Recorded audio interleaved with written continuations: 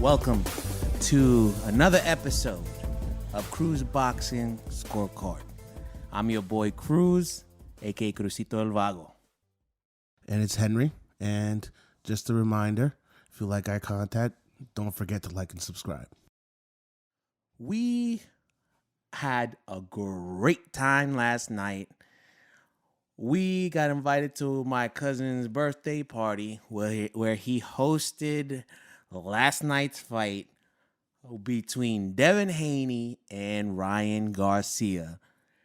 Great night of boxing. Great. Well, the undercards are kind of meh. Main event. The main event was amazing. I felt so good watching that fight, man. My prediction from last time was that Ryan Garcia was gonna win, and I was right again. But let's talk about the fight, okay? Who won? Ryan Garcia. He won by decision. He went to 12 rounds. People didn't think that he was gonna win by decision. They didn't even think he was gonna win.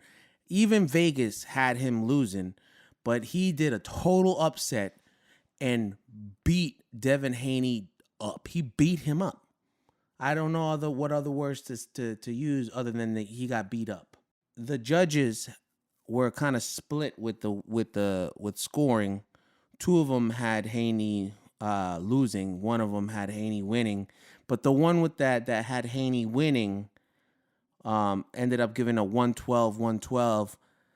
The knockdowns were deducted, and so was a point for Haney. For Garcia, it was deducted because he did a little cheap shot around the 7th. Which I thought was BS, because protect yourselves at all times. That's they true. were favoring Haney. I don't care what anybody says about that. Yeah. When that happens, a punch after a break from the ref, and you do that, the ref gives you a warning. You get a warning. No, automatic. Didn't even get one. He didn't even get a warning. You know, people get multiple warnings for hitting below the belt, and that's worse than hitting after the break. You know what I mean? So I thought that was crazy. I don't think that should have happened, right? Haney went down round 7, round 10, and round 11. There were a few other slips that weren't counted.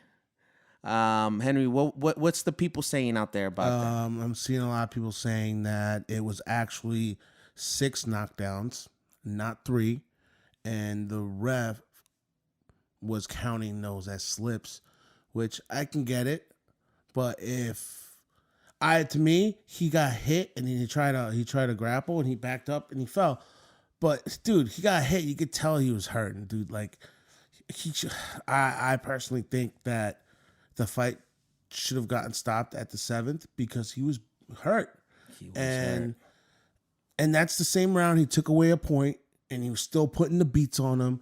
And you have to realize when that happens, it's kind of like, yo, think about like you're the one that's doing the knockout and then they take a point from you. Yeah.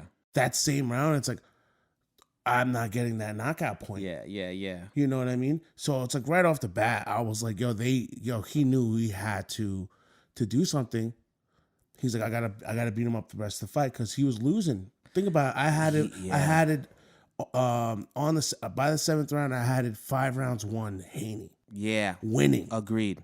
He was doing really well. Dominated round 2 to 6. Yeah, and then when I was like, oh wow, like it's a wrap. The second half was done. I was expecting, because remember I was expecting like a knockout victory, but luckily, I was thinking got back up. I was thinking at the end of the fight that it was going to be a draw. Yeah. You know what I mean? I was thinking, they're going to do it as a draw. Then they're going to have a second fight. But, he took the dub, and which is like I think it was great, man. It was such a good night. Yeah, I commend Devin Haney for getting back up because he went down a lot. They almost brought out a blanket for him, so that's how long he was on the floor throughout the fight. Give him a pillow or something. But I commend them for getting back up, but he just couldn't handle the He had power. heart, bro. He had mad had heart. heart, but his glass chin couldn't overtake that fight in the second half. You know, he got the stinky leg at round 1.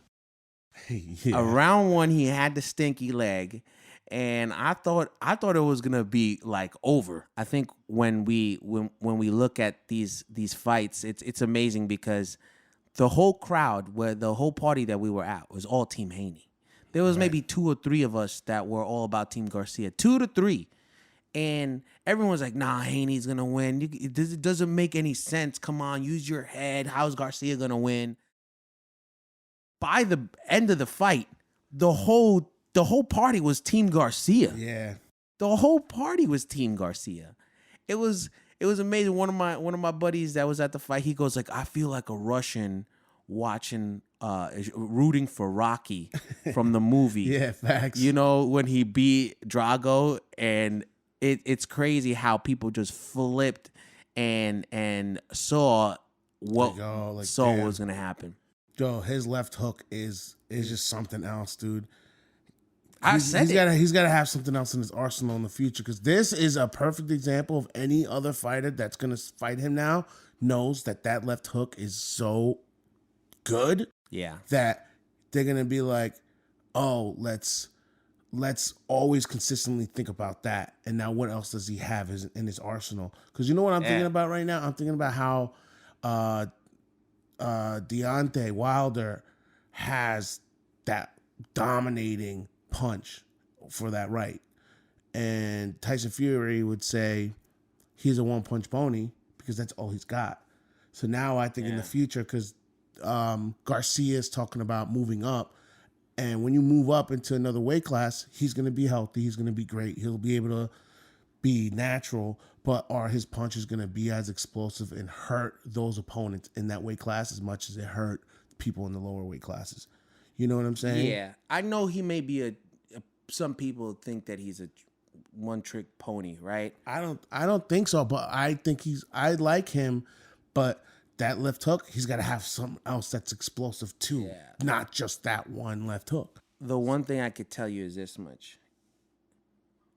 Devin Haney, very focused. We all know he works hard. He has that Kobe Bryant Mamba mentality of focus. Determination. He knew about this left. He said that he trained for that left. A person with that training mind state knew about it, trained how to counter it, and still couldn't handle it. It wasn't just the left that once he smells blood, that's it. I wasn't like surprised that happened. I was more like upset at the party because everyone was like Team Haney, and I'm just like, I told you. What's next for Devin Haney? Honestly, he needs to get an easy dub for himself to recover from this crazy loss that he's got. And it's his first loss. And you know what, man? Should he fight Garcia again? No way. Garcia's not going to fight him again because he's moving up in weight. He even said it. He's moving up to 147. Do you think if they fought again at the same weight? Let's talk. I don't think so, because, listen, like, you got to look at the reality is that Garcia already had a game plan. I knew, I was telling everybody last episode, he was trolling, he's getting in his head, and half the stuff he was doing wasn't really who he is. He was trolling, but now he knows he's truly like, okay, he didn't make it at 140. Was it because he knew that he can't catch that weight because he's naturally bigger? Yeah, you know what I mean? He couldn't catch the weight. So he's like, screw it. I'm still getting what was his thing, like $30-40 million that he made last night? I don't know the and he was like, what's 1.5 mil? I'm still getting my check. I'm still getting paid. Plus, I'm not gonna be in this weight division anymore. I'm moving up.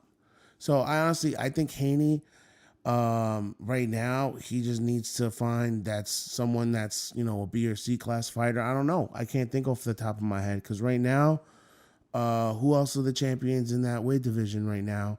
Teofimo, right? Or is he at 135? The Teofimos, Subriel Matias, and Pitbull. Okay. So those three fighters. Look, I think Haney would have a shot against Teofimo next because Teofimo lost against Kambosos and Haney beat Kambosos twice. So I think that could be the next fight for him. But Matias is dangerous, and Pitbull, honestly, we'll just keep moving him forward. He'll run him over unless he just does his thing. But Pitbull, I think Pitbull he wants Davis, and he's honestly the only guy I think that could take Davis's punches and move forward, because we all know Haney ain't taking it. Haney would not last. So 6 and then rounds and Matias with in his fights, he hasn't really fought anyone, but look, he's just a dangerous dude. Who do you think is next for Garcia? Oh man, so it's weird because you have somebody that just moved up in one weight class, right? He had one fight on a bigger weight class, and now he's saying, "Nah, I want to move up again." Right? That's 2 weight classes. There is, experience when you're fighting in that weight class, and just moving up to 2 weight classes to 147. That's not a small feat. But if you're naturally like that, we saw a picture of Ryan Garcia when he fought Tank Davis. He was weighing, I think, 137, and then and he looked completely different. He looked weak. He did not look. He just was really cut, and he looked strained. Yeah, he looked drained. He looked really drained. Even his face was drained. Like, it was just like, ugh. It was drained. But, like, if you move up to 147, which I don't want him to do, I want him to stay at 140 and then fight the other big names. Like, that's the thing. Fight Pitbull. Pitbull. He can't. He doesn't want to, because he's been doing that his whole career. Yeah, that's he doesn't want. We got to realize he's getting older. I understand 25 is young or whatever, but if he's just like, dude, my body can't do it. Yeah. And he knew that he couldn't do it with that Davis fight, and he took his loss. He's like, I'm not gonna put myself in that position again. Yeah. So I think it's a smart move for him. But who is he gonna fight at 147? Because Crawford still got most of the belts. Yeah, and he's looking to move up. I think he's gonna relinquish his belts once he fights at 154. I think he'll relinquish, and that's what he did when he moved up to 147. Right, that's true. That's his MO. He doesn't care. His goal has been completed at 147, undisputed, 2-time, moves up to 154, and he never went back down to 140. He won't go back down to 147. I think his main goal is Canelo. He wants that big payday. Yeah. I think his main goal, Crawford's main goal, is going to be to be undisputed at 154. Right. The Canelo fight will eventually happen, and I think if that's just like not his, like, I don't think it is, but I don't think it's anywhere near right now. But yeah, that could be down. But back to yesterday's fights and stuff, we were watching a whole bunch of like videos yesterday of the dads. And how, like, yo, what's up with these boxing dads, dude? Like, they're all, like, ridiculous. Let's all agree to cancel them all. We don't want to see them. They're not even good for showmen. They just... I feel like that's every dad, too. Every boxing dad. Every boxing dad's like that. Every single one. Like, what's wrong with these guys? So much smack. And they just... I feel like they drag their sons' names down in the freaking... dirt. I don't know. Like, okay, Bill Haney, Devin Haney's father. Oh, man. He gets in it like he wants to fight. Bro, this ain't your fight. Stay quiet, hold the belt, and keep quiet. That's it. Let your son, he's doing the fighting in the squared circle. Keep your mouth shut. Don't say a word. If an interviewer asks you a question, yeah, answer it. But don't be going up in. Remember when he pushed Devin Haney, smacked up Ryan Garcia? He came out talking all that smack. Another one, Henry. Who's the last? The Ghost Guerrero's dad. Yeah, but that's so long ago. Yeah, but still. And anyone the ones in that weight division's dads are ridiculous. I'm realizing, because look, it's Teofimo's pops. He's another psycho. And then we're watching Henry Garcia, which is Garcia's pops. Ryan Garcia. And he was bugging out, like, just talking all the smack, like. Dude, He wanted man. smoke too. I feel like these dads think that because their sons. You know what? The dads should fight each other. Yeah, That'd be great. Celebrity death match. Let's bring back that. Yeah. I think so. That'd too, be man. hilarious. That'd be great, man. I think they steal the shine sometimes from their sons, the fighters. You know, and I'd rather not see it. So I'm gonna cancel all the dads. They're officially canceled. Next fight, Canelo versus Munguia. Now this is very interesting. We have Mexican versus Mexican, and Canelo has said in the past that he won't fight Mexicans anymore. Yeah, and that he will only fight non-Mexicans. So when this was signed, I was a little surprised that it was gonna happen, right? My prediction is Canelo wins by KO in the 7th. What do you got, Henry? I think Canelo lately is I don't think he's gonna knock him out. I think that it's gonna go to decision. He's gonna be one-sided. It's gonna be a one-sided decision. I mean, Canelo's, don't get me wrong. He's like he's precision. He's great. He's a very slow starter. But he also, when he had fought both these guys fought John Ryder, right? And with that being said, Canelo, did his work, but Munguia just did it better. Yeah, you know what I mean? He just did it. Yeah. He just did it a lot better. So, and I think that's what it was like, yo, he made you not look good because he really beat him up. So John Ryder was Munguia's last fight, right? And he won in great fashion. It was a knockout. Multiple knockdowns, and his corner finally threw in the towel, and at the end of the 8th, I think it was. Canelo fought Jamel.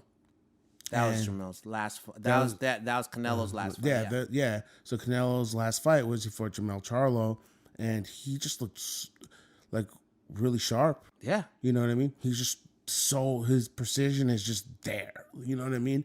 And he doesn't even have his connecting percentage is probably he's gonna outclass Munguia. That's all I'm thinking. But now if Munguia when I was watching when he was fighting Ryder, he was leaving himself open a lot. So that's why you're probably thinking the 7th round knockout. I think it's gonna go to decision, but he's gonna go for more don't let me get into a brawl out, because he's on it for the long run, because those brawl outs just take a toll on you. You know what I mean? Even though he could take a punch, but Canelo's fight with Jermell Charlo, I thought was super interesting, because Jermell, he is undisputed at 154, and he moved up in weight to fight Canelo, and himself as 154, great fighter, his boxing acumen is very high. During the fight, he just ran and had his defense up. And the sad part was, with the defense, Canelo still went through it. He found the holes in the defense and connected with that precision you were talking about. What happens? Munguia has no defense. And we're talking about comparing the defense of Jermell Charlo and Munguia. Well, Charlo's pedigree is just way better than Munguia's too. So Munguia is going to leave himself way open.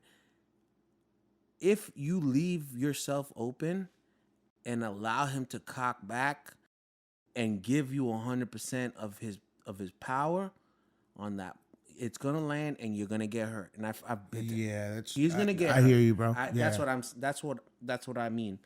But I don't think it'll go to distance at all. I don't think it'll go to distance. What do you think the judges are going to score it? I wouldn't really, obviously. I just think it's going to be all one-sided. It could be whatever it is. It's just going to be all one-sided. Yeah, check. But because it's different though. If you really think about it, where are they fighting? They're fighting in Vegas, right? It's different if they were fighting in Yeah, Texas. they are fighting in Vegas. It's different if they were fighting in Texas. You know what I mean? You know, Texas is known for having floppy judges. You know what I'm saying? Like, it's in Vegas. I think it's gonna be true to what it is, and it's gonna be who the better boxer is. But if they have a brawl out, I think Canelo's gonna be above it. I think either which way I see it, I almost feel like this is a cherry picked fight too, and it's just gonna be an easy win for Canelo. It is. The judges scored Jermell Charlo versus Canelo, all almost identical. Two of the judges scored it 118-109, which means Canelo won 10 rounds in their book. The last judge scored it 119-108, which means that judge only thought that he lost one round. If we see that same Canelo that fought Jermell Charlo, I could see the judges giving 120 all across, and he wins every single round. If it goes, we'll see. Yeah, that fight is gonna happen on May 4th at 8 p.m. Eastern time. It's gonna be in Vegas. It's gonna be at the T-Mobile Arena. You have to watch it with DAZN. It's pay-per-view on DAZN. DAZN you have to pay yearly, and then on top of that, you got to pay for the pay-per-view, which is about $90. That's crazy. It is what it is. It is what it is. One more thing I heard through the grapevine was Jim Lampley might be coming back. Oh my God. I just wanted to throw that little gift on there on top. Jim Lampley, if you're a diehard boxing fan, we all know Jim Lampley. Let me tell you, Jim. And Harold Letterman, R.I.P. Letterman. But one of the those best guys, duos. one of the best guys to just be in their game. And I've always liked that guy since I was a younger, kid. So if he does and the contract works great with PBC Boxing, I can't wait to see him. Oh man, it's gonna be very nostalgic for me. Yeah, facts. Big it's facts. Be very nostalgic for me to hear his voice and just commentating the fights. Oof, it's gonna be great. Yeah, he's great. Right. All right, ladies and gentlemen, thank you again for your time. Don't forget to like and share. Share. Yes, like and share, please. Like and share. If you like our content, thank you very much. All right. Peace.